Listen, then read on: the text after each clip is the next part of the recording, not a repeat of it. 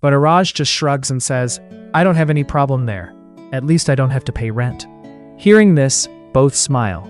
Yet in their minds, even more questions arise about this mysterious boy. Meanwhile at home, Shevanam is scolding Layla angrily. She was upset that Layla left the driver and went to school by bicycle, and on top of that, had an accident on the way.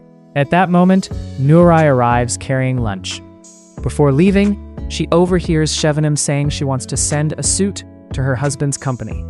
Nurai immediately says that since she is going that way, she will deliver the suit herself.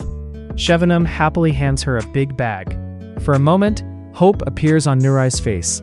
She thinks perhaps the bag contains a gift, but the very next moment, Shevanam laughs and says, "Oh no, these are just my old clothes that I don't need anymore. Now they're yours." Nurai, forced, smiles and says thank you, but inside her heart burns with humiliation. As soon as she steps outside, the fire of insult flares up within her. The smile disappears from her face, and pain and anger become clearly visible in her eyes. Back at the orphanage, Araj begins asking about the elderly man who had helped him on the first day. He learns that the man's name is Hirasat, and that he often sits in a small cafe at the end of the street. When the other boys ask why he is looking for him again, Araj tells the truth for the first time. He says that he came to Bodrum searching for his younger brother because some unknown person has been sending him messages, claiming to know everything about his brother. Meanwhile, Nuray arrives at Taman's father's office. As soon as he enters, he is startled to see her. Nuray, with sarcasm, says, "Your maid has arrived to deliver your suit." Gradually, it becomes clear that there is a hidden relationship between the two. When he asks the reason for her sadness, Nuray tells him about the insult she suffered from Shevanam. To calm her down, he promises that he will buy her the most expensive dress in all of Turkey. But Nuray distances herself and walks away.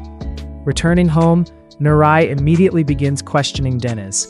She had seen her at school sitting with Taman's rival, Araj. She wants to know what is going on between them. Deniz tries to explain that she barely knows Araj, and in fact, because of him, she was even thrown out of class today. But then Nuray asks a strange question. "Does that boy love you?" Hearing this, Deniz turns red with shame and anger, and without answering, she goes straight to her room. Meanwhile, Araj finally manages to find the address again and tries to leave the orphanage immediately, but the security staff catch him. The director angrily reminds him that whatever he may have done in Isil, such behavior will not be tolerated here.